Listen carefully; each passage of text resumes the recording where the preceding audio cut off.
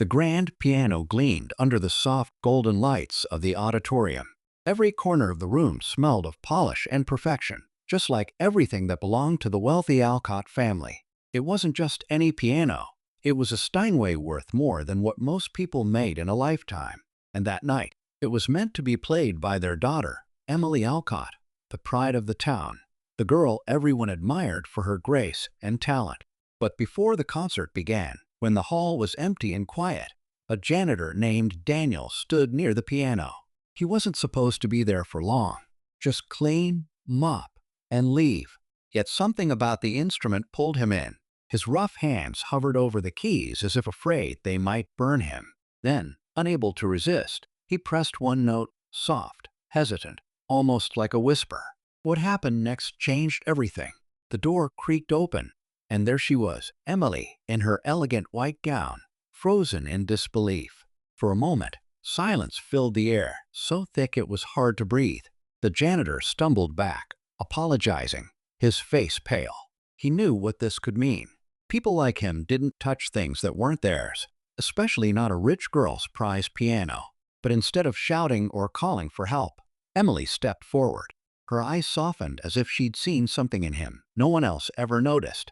Then she did something so unexpected, so completely out of character, that the few people watching from the hallway couldn't believe what they were seeing.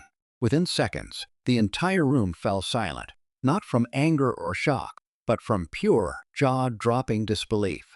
And in that silence, everything changed forever.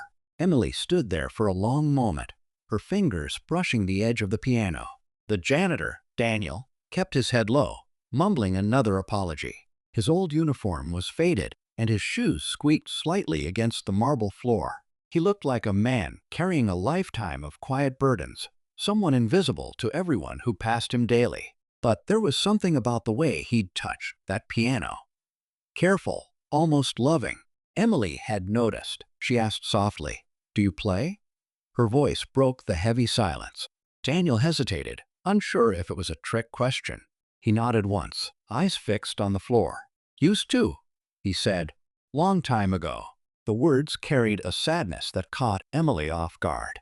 This wasn't the arrogant or careless staff member she expected. This was someone with a story buried behind years of dust and routine.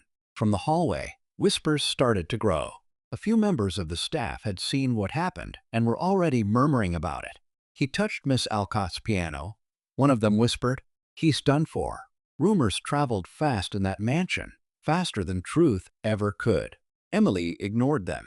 She looked at Daniel with curiosity, wondering how a janitor could play so gently, almost like the piano recognized his touch. Something about that moment made her question everything she'd grown up believing about class, privilege, and talent.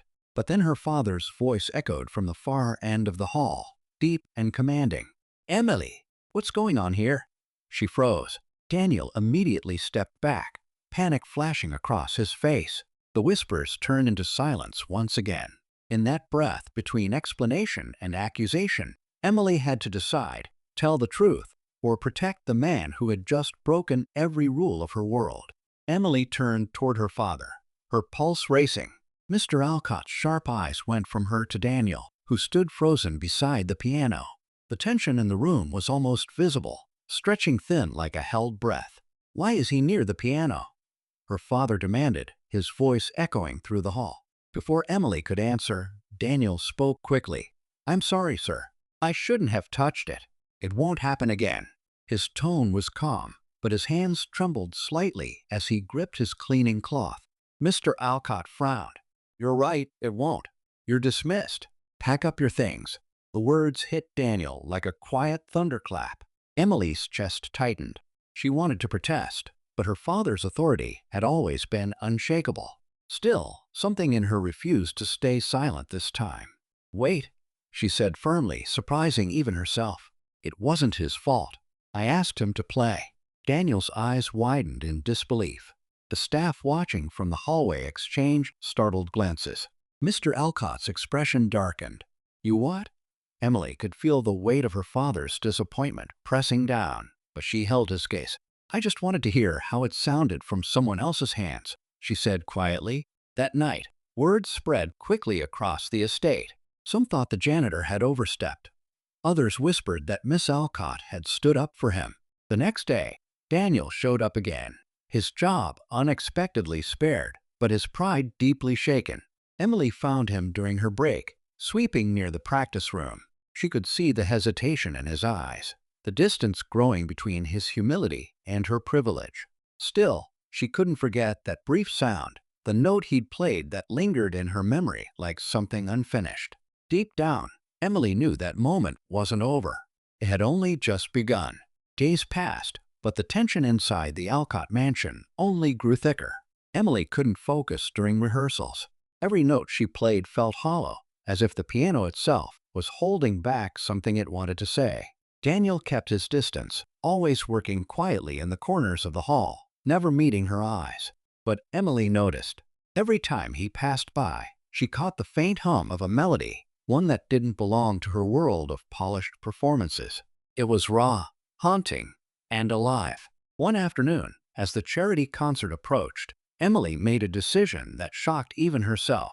She waited until everyone had left the auditorium and called softly, "Daniel, can you come here for a minute?" He hesitated at the doorway, unsure if it was a trap. "I can't risk losing this job again, Miss Alcott," he said carefully. "Please, just once," she insisted, her voice almost pleading. "Play something." He stood still for a long moment, then slowly walked toward the piano. His hands hovered over the keys before settling into motion. The sound that came out was unlike anything Emily had ever heard, gentle yet powerful, filled with emotion no expensive training could teach. She felt her chest tighten as tears swelled up, but neither of them noticed Mr. Alcott standing in the doorway. His face was unreadable, his eyes fixed on the janitor playing his daughter's grand piano. The air seemed to freeze around them. Emily turned and saw him too late. The final note hung in the air like a secret caught mid-breath.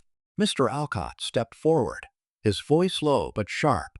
"So this is what's been going on," he said. The room fell into complete silence, and Emily knew whatever happened next would change everything. Emily froze as her father's footsteps echoed through the hall. Mr. Alcott's voice carried an edge that made the air feel heavier. "You've been sneaking around with the janitor, letting him touch this piano again?"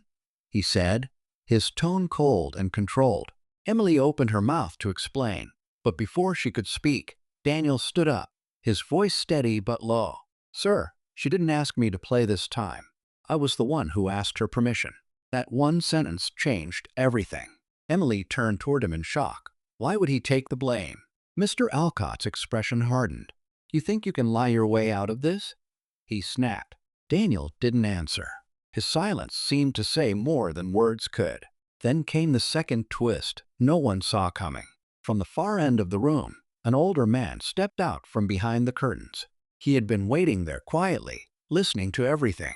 It was the event organizer, Mr. Turner, a close friend of Mr. Alcott's and a former musician himself. "Hold on, Richard," he said calmly. "Before you throw him out again, you might want to hear something interesting." Mr. Turner walked over to Daniel, his eyes narrowing. "You played at the Winter Conservatory years ago, didn't you?" The janitor looked startled. "How do you know that?" he asked. Turner smiled faintly. "Because I was there. You were the man who vanished after the fire." The words sent a wave of shock through the room. Emily's breath caught. Her father's anger faltered for the first time. Daniel's secret, buried for years, was suddenly out in the open, and it changed everything they thought they knew about him. The room stood still, filled with questions no one dared to ask yet. The silence that followed was almost unbearable. Emily stared at Daniel, her mind spinning. "What fire?" she whispered. Mr. Turner glanced at her father. "Years ago," he said quietly, "a fire broke out at the Winter Conservatory. A young pianist was blamed for negligence. His career ended that night. His name was Daniel Hayes." Mr. Alcott frowned. "That can't be." Daniel Hayes disappeared. But Daniel's face said it all. "I didn't disappear," he said softly. "I stayed quiet because no one wanted the truth. The fire wasn't my fault. I was fixing the stage lights when it started, but the sponsors needed someone to blame, and I was the easiest target." Emily looked at him, heart aching. Everything suddenly made sense. The way he touched the piano, the emotion in his playing, the quiet sadness in his eyes. He wasn't just a janitor. He was a fallen artist who had lost everything. Her father stood speechless for the first time. Mr. Turner stepped forward. "I remember your performance that night," he said. "You played with more soul than anyone I've ever heard. If that's the man cleaning your floors, Richard, then maybe you've been looking at the wrong people all along." The tension broke like a wave. Emily turned to her father. "Let him play at the concert," she said firmly. "Please." Mr. Alcott hesitated, pride and realization battling in his eyes. Finally, he nodded slowly. At the concert that evening, when Daniel sat at the piano beside Emily, the audience expected nothing unusual. But when his hands began to play, the room fell silent, every heart in the hall stilled by the power of his music. And just when everyone thought the moment couldn't be more perfect, Daniel stopped, turned to Emily, and whispered, "The song, it was your mother's favorite." Emily's eyes widened, her late mother's melody, hidden in his music all along. Emily froze as the melody drifted through the hall, soft and full of emotion she hadn't heard since her mother passed away. The crowd didn't know what was happening, but she did. Those notes, gentle, familiar, and aching with love, were from the lullaby her mother used to hum when Emily was a child. Tears welled up in her eyes as Daniel played the final chord, his hands trembling slightly over the keys.